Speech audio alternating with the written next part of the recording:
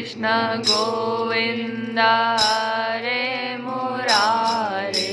हे नाथ नारायण वासुदेवा श्री कृष्ण गोविंद हरे मुरारे।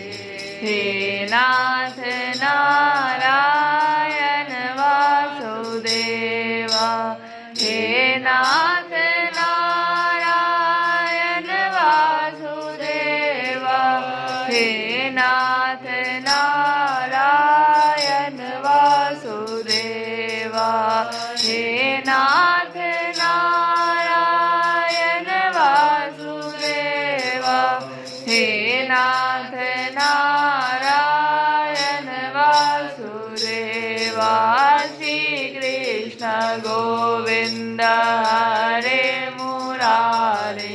हे नाथ नारायण वासुदेव। हरे राम राम राम हरे हरे। हरे कृष्ण कृष्ण कृष्ण हरे हरे। हरे राम राम राम हरे हरे। हरे कृष्ण कृष्ण कृष्ण हरे हरे। हरे राम राम राम हरे हरे। हरे कृष्ण कृष्ण कृष्ण हरे हरे। श्री कृष्ण। कल की कथा में हम लोग सुने कि रुक्मिणी जी भगवान का जब दर्शन किए और राजकुमारी रुक्मिणी जी को रथ पर चढ़ाकर भगवान समस्त शत्रुओं के देखते देखते भीड़ में से उठाए, तो भगवान कैसे लग रहे थे रुक्मिणी जी को?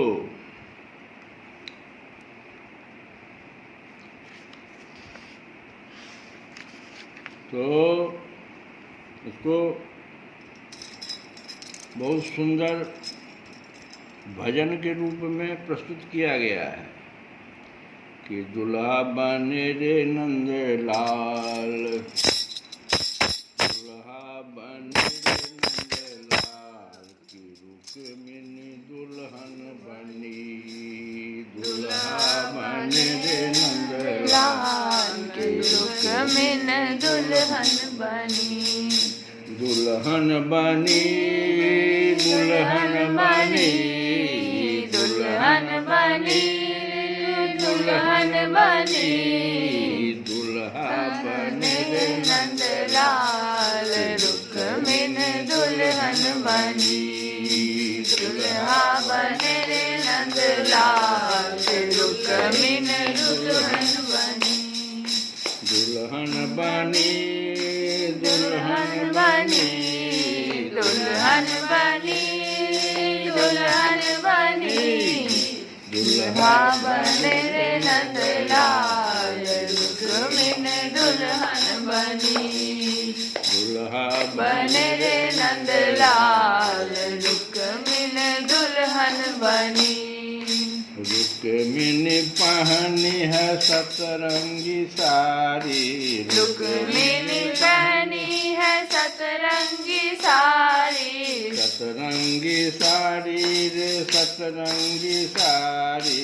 सतरंगी साड़ी रे सतरंगी साड़ी। रुक्मिणी पहनी है सतरंगी साड़ी। रुक्मिणी पहनी है सतरंगी साड़ी। सतरंगी साड़ी रे सतरंगी साड़ी। पीताम्बर नंद लाल की रुक्मिणी दुल्हन बनी। पीताम्बर नंद लाल की रुक्मिणी दुल्हन बनी। दुल्हा बने रे नंदलाल की रुक्मिणी दुल्हन बनी। दुल्हन बनी, दुल्हन बनी, दुल्हन बनी, दुल्हन बनी। दुल्हा बने रे नंदलाल रुक्मिणी दुल्हन बनी। दुल्हा बने रे नंदलाल रुक्मिणी दुल्हन बनी। रुक्मिणी पहनी है मोतियन माला। रुक्मिणी पहनी है मोतियन माला। रुक्मिणी पहनी है मोतियन माला। रुक्मिणी पहनी है मोतियन माला। मोतियन माला रे मोतियन माला। मोतियन माला रे मोतियन माला। मोतियन माला रे मोतियन माला।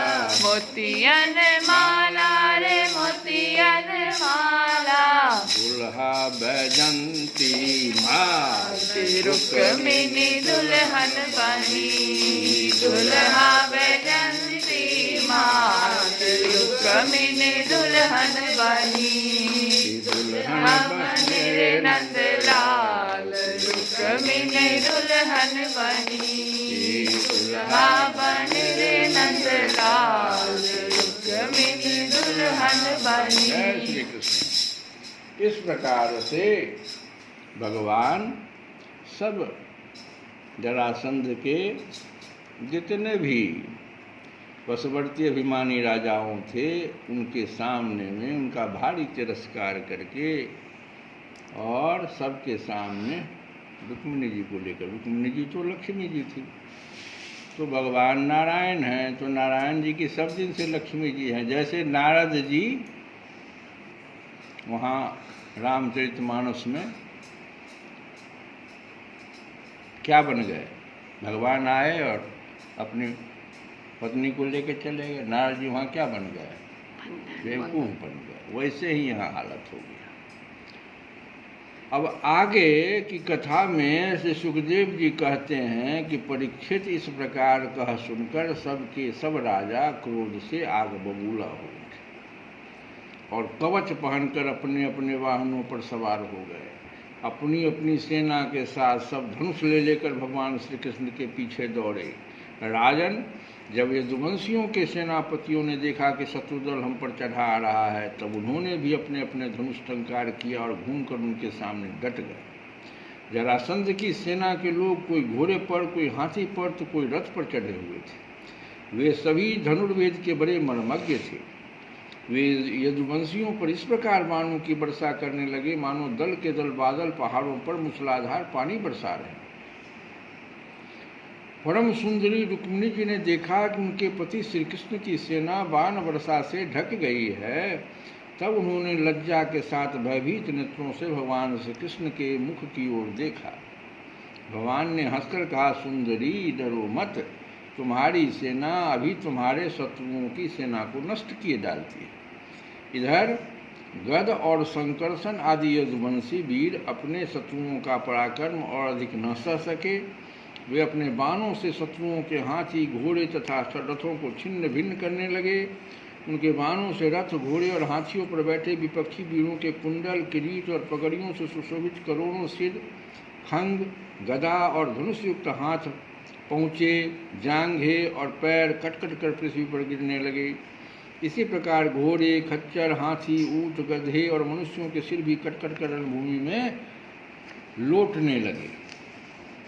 अंत में विजय की सच्ची आकांक्षा वाले यदुवंशियों ने शत्रुओं की सेना तहस नहस कर डाली। जरासंध आदि सभी राजा युद्ध से पीठ दिखाकर भाग खड़े हुए। उधर शिशुपाल अपनी भावी पत्नी के छिन जाने के कारण मरणासन्न सा हो रहा था।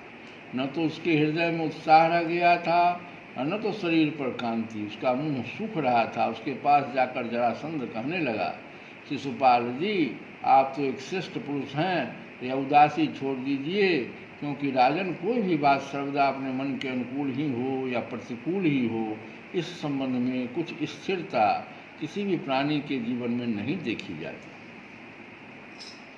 जैसे कठपुतली बाजीगर की इच्छा के अनुसार नाचती है, वैसे ही यह जीव भी भगवत इच्छा के अधीन रहकर सुख और दुख के संबंध में यथाशक्ति चेष्टा करता रहता है।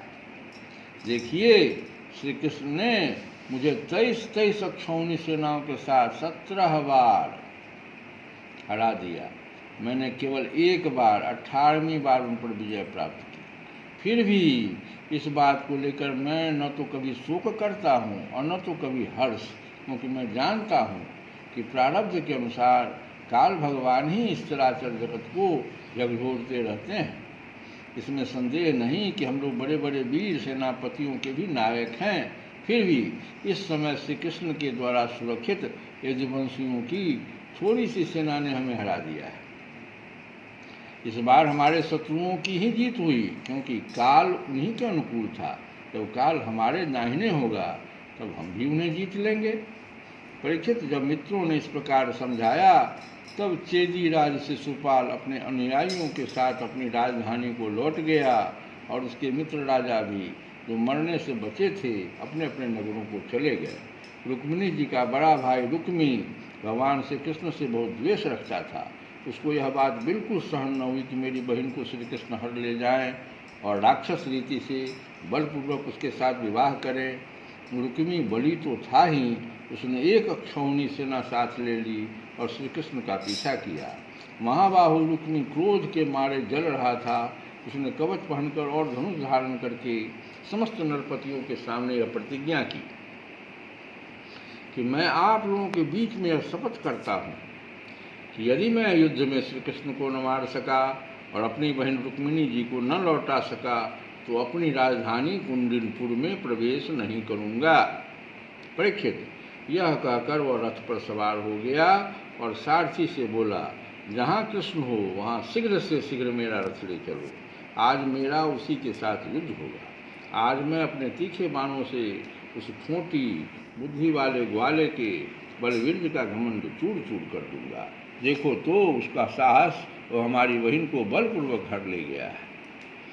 परीक्षित, रुक्मी की बुद्धि बिगड़ गई थी और भगवान के तेज प्रभाव को बिल्कुल नहीं जानता था। इसी से इस प्रकार भग भग कर बातें करता हुआ वह एक ही रथ से श्री कृष्ण के पास पहुंचकर ललकारने लगा, खड़ा रह, खड़ा रह।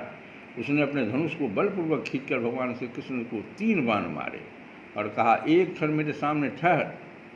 यदुवंशियों के कुल कलंक, जैसे कौआ होम की सामग्री चुरा कर उड़ जाए, वैसे ही तू मेरी बहन को चुरा कर कहाँ भागा जा रहा है? अरे मंद, तू बड़ा मायावी और कपट युद्ध में कुशल है। आज मैं तेरा सारा गर्व खर्च किए डालता हूँ। खर्व लिखा दी। हाँ, देख, जब तक मेरे मान तुझे धरती पर सुला नहीं देते उसके पहले ही इस बच्ची को छोड़कर भाग जा। रुक्मी की बात सुनकर भगवान श्री कृष्ण मुस्कुराने लगे। उन्होंने उसका धनुष काट डाला, उस पर 6 बाण छोड़े। साथ ही भगवान श्री कृष्ण ने 8 बाण उसके 4 घोड़ों पर और 2 सारथी पर छोड़े और 3 बाणों से उसके रथ की ध्वजा को काट डाला। तब रुक्मी ने दूसरा धनुष उठाया और भगवान श्री कृष्ण को 5 बाण मारे। उन बाणों के लगने पर उन्होंने उसका वह धनुष भी काट डाला। रुक्मी ने इसके बाद एक और धनुष लिया, परंतु हाथ में लेते ही लेते अविनाशी अच्युत ने उसे भी काट डाला। इस प्रकार रुक्मी ने परिध, पट्टिस्य, शूल, ढाल, तलवार, शक्ति और तुमर जितने अस्त्र शस्त्र उठाए उन सभी को भगवान ने प्रहार करके पहले ही काट डाला। अब रुक्मी क्रोधवश हाथ में तलवार लेकर भगवान श्री कृष्ण को मार डालने की इच्छा से रथ से कूद पड़ा और इस प्रकार उनकी ओर झपटा जैसे पतिंगा आग की ओर लपकता है। जब भगवान ने देखा कि रुक्मी उस पर चोट करना चाहता है तो उन्होंने अपने बाणों से उसकी ढाल तलवार को तिल तिल करके काट दिया और उसको मार डालने के लिए हाथ में तीखी तलवार निकाल ली। जब रुक्मिणी जी ने देखा कि ये तो हमारे भाई को मार ही डालना चाहते हैं तब वे भय से विह्वल हो गई और अपने प्रियतम पति भगवान श्री कृष्ण के चरणों पर गिरकर करुण स्वर में यह बात बोली, श्री कृष्ण गोविंद हरे मुरारे, नाथ नारायण।